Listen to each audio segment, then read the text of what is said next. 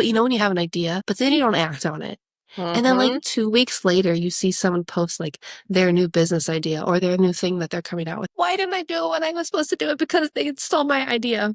But like, really, it's not stealing anything. It's just like this inspiration creature genius that's like, well, if you're not going to take my idea, I'm going to go find someone who will. I thought that was such an interesting way to put it. Welcome back and happy Tuesday, turkeys. How long have we known each other? We've known each other for 2 decades. I am not apologizing for who I am or what I like or the people that I love. How do I be a wife? How do I be a mom? And how do I be myself and all of that? You didn't see that coming, did you? Good morning. Welcome back. I am frozen with a double chin. Oh, there. There we are. Good morning, Kailey. Happy Tuesday, Turkey Tots. Happy Tuesday. Welcome back. We have, where are we in our recording life? Oh, you guys just had the pleasure of listening to Amanda Booth, Trinkets by Amanda Booth, and her story. I'm so sad I wasn't involved in the interview for scheduling purposes, but I loved those episodes. They're so fun. So if you haven't gone back, if you're like, it's not Kailey and Kayla, no, you seriously need to go back because they were amazing and she was awesome. And I just realized I had a dream about her. That's weird. I literally just remembered at this moment. I had a dream that she was on, that I found her on a different podcast that's like really huge and that I already listened to. And I'm like, she's really doing it, which she is. That's just so funny. I literally dreamt about that last night. That is weird. They played one of her clips on Your Mom's House podcast. That's amazing. We are staying in the creative vein today. And like we told you guys, we're not going to blather on with a full book review as we've done in the past, but we are inspired this week by the second part of Elizabeth Gilbert's big magic book, which is Enchantment, and her ideas about inspiration and where ideas come from and how we receive inspiration from the muse, that whole concept. So I know you were wanting to talk about some of the ideas, which I think they're worth mentioning. We're not going to sit here and read people a summary, but it was a really cool perspective. And I don't know. I want people to know about it because I need to digest it further. I had never, well, first of all, let me say, I personally, no offense to the first chapter, it didn't speak to me as much. This one was really good. This was really fun for me because I do think it's a different perspective on art and creating and just how, because I like a little woo-woo in my life. And I just thought it was so cool. If I'm jumping around, you can just stop me. But basically what I took away from the chapter was like, she describes this genius or this external thing that like literally is its own entity almost. And it's like taps you on the shoulder and you have that spark of inspiration. And it's there like, hey, I'm giving you this idea. Like, let's run with it. And you can either say no or you can say yes. And if you say yes, but you wait too long, it's just like a person like it's going to get impatient. And so maybe it goes to somebody else. And I was like, oh crap, there's been so many times. Now, granted, life, there's a lot of people in this world. But when you have an idea, but then you don't act on it. And then like 2 weeks later, you see someone post like their new business idea or their new thing that they're coming out with. Why didn't I do it when I was supposed to do it? Because they stole my idea. But like, really, it's not stealing anything. It's just like this inspiration creature genius that's like, well, if you're not going to take my idea, I'm going to go find someone who will. I thought that was such an interesting way to put it. Me too. It gives you more, like, it lifts you out of like your guilt or sadness because you're like, okay, maybe it wasn't mine to begin with, or maybe it wasn't the right time for me to act on it because it obviously found someone else who did. Yeah. She has a cool example, which I'll just share from the book, where she talks about this story that she sort of came to her one day almost in a fit. And she sort of wrote it out and she had it, but then I don't remember what it was, if she just got sidetracked by a different book project that she was doing, but she sets it aside. And then, years later, one of her author friends writes a book and talks to her about it. And it's some minor differences, but the major plot points are the same. And it's something really obscure. Isn't it something like the logging industry in the Amazon rainforest back in the 20s or something? Well, the times were a little different, but basically they were sitting down and they're like, oh, I also wrote a book about the Amazon. And she's like, what's it about? She's like, it's this girl from Minnesota who falls in love with her boss and he sends her down to the Amazon and like turmoil happens and it's a love story. And the other girl's like, you've got to be fucking kidding me.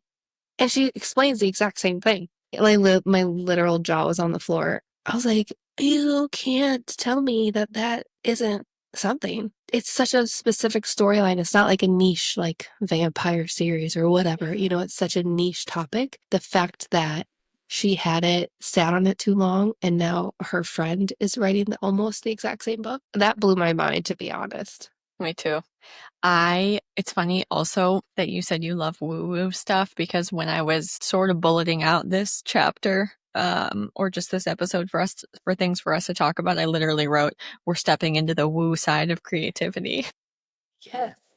But I really feel like it's true. I can think of other examples in other podcasts I've listened to talking about history, how there's bow and arrows, that technology is kind of Mhm. all around the world around the same time frame in places that seem that they should not have been able to share information. So, there's, the Pangea, or people were able to travel across the ocean sooner than we thought, or aliens. But this is also another possible explanation that this divine inspiration was sort of given to different peoples at different times. Um, Yes. I also think that the Harry Potter author talks about waking up one night and Harry Potter, the series just came to her. That's crazy. I mean, and we talked about it in the last time we talked about the first chapter. She was even talking about this poet.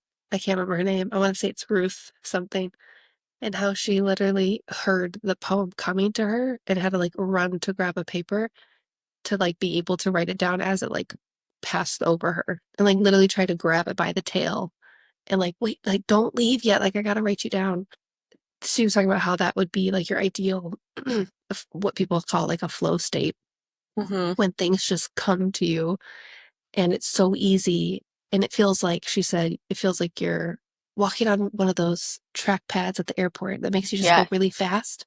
That was a cool Which is analogy too. important to note that you're still doing something. You're Yeah. still actively walking, but it's And sort pulling your of like luggage around and yes, sweating probably, but yes. And you have to have been in motion and moving to have caught that. And it's not going to be the whole time. But if you keep the practice of whatever your creativity is, those moments will catch you and then you can ride them. no, I love that. You touched on it, but I really loved her concept that she talked about. It's not hers. I think it was the Romans. I can't remember who in history, but the idea of being a genius versus having a genius. Hmm. And whatever culture it is that kind of came up with that had personified this genius or sort of as a separate entity, like you said, that visits people, where we each have a genius and that's sort of in our life and we can listen to it or not.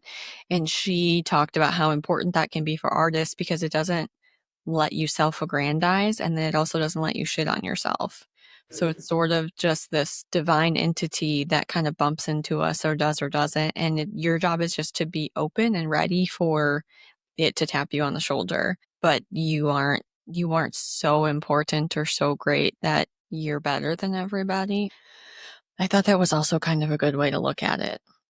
Well, and it's like, to that point, if someone creates something like a book or painting or whatever that looks like in your creative life, if you choreograph the best song ever or whatever, it could get so popular or appreciated or successful that you don't even know how to go on to the next thing, because how are you going to top the last thing you just did? And I like the way she put that, because obviously this is a book about being creative and how to live a creative life, because it's a nice way to live. Like it fulfills people. So it's like, don't get stuck just because you had really good success this time and you feel like you can't top it. Like, just keep creating, and who Mm-hmm. cares?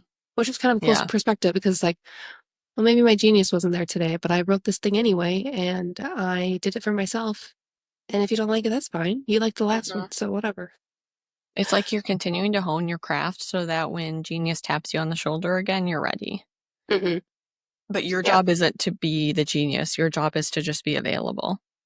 Yeah. I also like how she talked about, I wrote down the tingle of inspiration. Those were not her exact words, but that's how I took it. And it's funny because it just reminds me of all the things that have sparked a tingle in my life. I know when we started talking about this podcast, It was so, I'm trying to find a different word than easy because it wasn't easy to start, but it was quick and maybe it was easy to start. It wasn't simple. Like we obviously had to figure out some logistics, but it felt easy because we were on the same page. And I think we did have that tingle and spark and we just did it and it felt smooth, you know? I felt like that's what you were supposed to be doing. Like you sort of were driving along and then you fell into a rut. Not a rut, but a divot, a little track. And then it's like, oh yeah, this is much better. Yes. And just other things that haven't followed through, which is wise. I've seen some people literally, you know how much I love sourdough.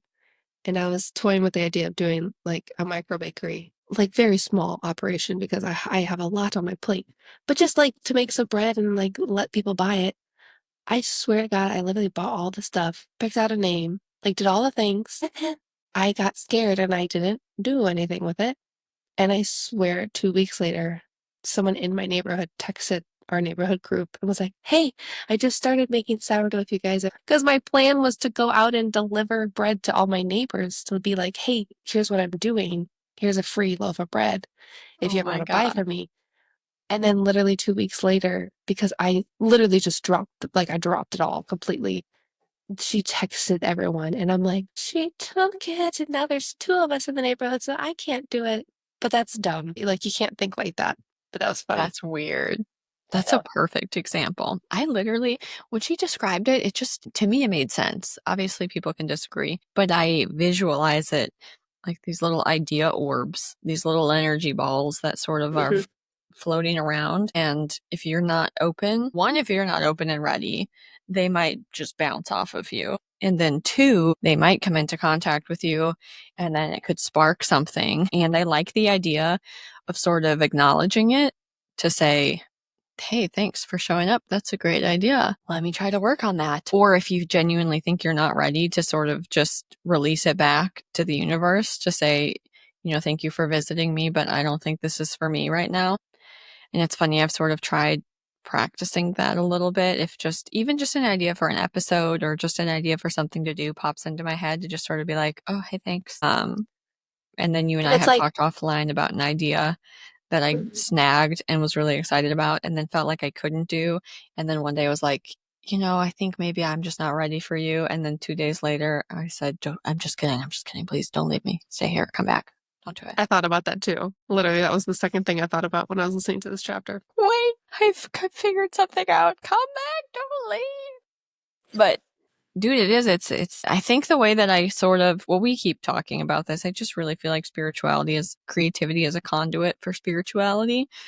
And I really connected with the idea of creative inspiration or that spark or synergy or tingle or whatever word you use being this like gift from beyond and almost a Mhm. spiritual experience. Not every time. Again, sometimes you're just slogging through the practice of journaling or making YouTube thumbnails on Canva. I mean, whatever it is, sometimes you're just kind of doing it. But I really it's such a good reminder when those things happen of sort of the mystery and you sort of get to bump into it and experience it a little bit. And to me, it's so important to keep that sense of sort of magic and whimsy in your life because otherwise things get mundane and can get really old and you can get stuck in a routine and just feel blah, especially when you're an employee and you're at the mercy of other people's decisions. I think this is just such a cool perspective and such a good way to keep that sense of whimsy in your life. I like your little orb visualizer because I know she also mentioned like be nice to them, essentially, kind of is what she was Yeah. saying. She was like, if you don't feel ready, be like, thank you, but no thank you. Or, yeah, she was saying, be nice to the ideas that come by. And I'm just thinking, like, what if these little orb guys, like, are all friends and they, like, go back home and they're like, this bitch just kicked me to the curb or whatever. It's like, at least she was Yeah. nice about it. And then they're like, okay, so she's a good one. So we'll come to her too. I don't know. I just thought about that. Yeah. It's all getting back to this whole idea of a higher power or a bigger thing or the greater universe. But I heard a quote on a podcast the other day that I absolutely am obsessed with, which I just sort of like. And it is God is the name of the blanket we throw over mystery to give it a shape. Isn't that lovely? Hold on a second. Can you repeat that? Yeah. God is the name of the blanket we throw over mystery to give it a shape. Wow. Who I know. said that? Apparently, Barry Taylor, who was apparently the road manager for AC/DC. Wow. Wow, Barry. I had to Google it to find the exact thing, and I wanted to give the proper person credit. But that's what I sort of feel like a lot of the stuff that we're talking about is doing. There's this mystery, there's this bigger thing, there's this divine, there's this something, and there's all these different ways we can look at it or blankets we can throw over the top of it to name it, to sort of give it shape and help us understand what it is. But at the end of the day, I think that there is just there's mystery. There's some type of mystery in the divine, and I don't know. I think it's good for your humility to acknowledge that and to acknowledge that it's not necessarily definable. I agree. And this is a great channel of access. But it's not always linear. It's crazy. I love that quote. Into it. I want to put it somewhere. Anyway, but this chapter has informed a lot of the way that I've been thinking lately. I felt like it was very impactful, so I'm glad we got to talk about it, because I think it does just make such a big difference to have a way to access something that feels bigger than yourself. And again, going back to the humility thing and addressing fear. I just like thinking of this little gremlin that hangs out, this little genius, and I have to do the things that I need to do so that it's in a welcoming environment for genius to continue to visit me. Yep. And I feel like the other thing that I took away was that when big things hit you, like big ideas or big thoughts, like obviously it's going to feel daunting at first, but even if it's not like it's genius, it's like, get it all done tomorrow. It's just like, let's take the little steps. Let's break it down. If it takes 100 steps to get to your goal, what should I do today? Which is cool because that's why I have stopped a lot of things, because it's felt like too much. And I was like, no way. But if I would have stuck with an idea that I had 3 years ago, I probably would have been to the point where it'd be done now. Yeah. But I didn't. So now I have nothing. So it doesn't have to be, you don't have to tackle everything all at once. You just have to take one step at a time. Yeah. And again, I just keep going back to this whole concept of what do I need to do to remain open to divine inspiration? So finding those moments of being quiet or turning off podcasts so that you have the quiet is available for you to hear those things when they come to you, or even exercise or listening to music, but just knowing that creating that space for yourself and letting some of the outside racket dim gives room for those things. And like we were talking about, just even with us with the podcast, it's like there's some practical things that I need to continue to do to get better at the craft with intention, so that when inspiration strikes or when the genius taps me on the shoulder, I have cultivated the skill set to express the thing that's coming to me from the universe. Yes. AKA, you can't just woo-woo everything. Like, yes, that's a big piece of life, but you actually do have to do the work, and you have to do the things, and you have to be walking before you can get on the walking path that makes it go faster. Like, you have to still do the things. That's what, I do believe manifestation or visualization can really impact people's lives. But sometimes people forget that you can't just say stuff. Like, you actually have to put actions behind it. And then the universe is like, okay, she's visualizing, manifesting, putting it out there. She's open, however you want to word it, but she's walking towards it. So let's meet her there and help, or you know what I mean? Or, So, like, I'm going to take the steps. I'm going to step out into the unknown and move forward, and I'm going to trust that the path will come up to meet me. Or even saying, I'm not sure how to do this thing, but I'm going to keep walking forward and trust that the right people will come into my life that have the skill set that I need. Heart, I feel like there's something else. It's okay. I don't know. I'm just I'm inspired. I loved this idea. I just can't get over it. Now it makes me want to think about all the other ideas that we have and talk about them, and then push our podcast out even more and do all the things. Time allow. Oh, I know what I was saying. The way that I like to think about it is, because we've talked about this, that we each have divine within us, and then it's outside of us as well and connects us together. But those moments of inspiration feel like when it gets plugged in. It's like the two things connect. and there's synergy. Synergy. I love that. I'm here for a good synergy. What's up next week? Is that another creative? I think we might have another interview on the books. I'm not 100,000% sure how the timing is going to work out, but everybody keep your peepers popped because we're hoping to have another real life living off of her creativity creative come on to inspire us. Love it. Tell us what inspires you guys. And how do you stay open to the flow and the genius gremlin? And then until next week, I love you, bye, my friend. Love you, bye. Oops. Love you, bye.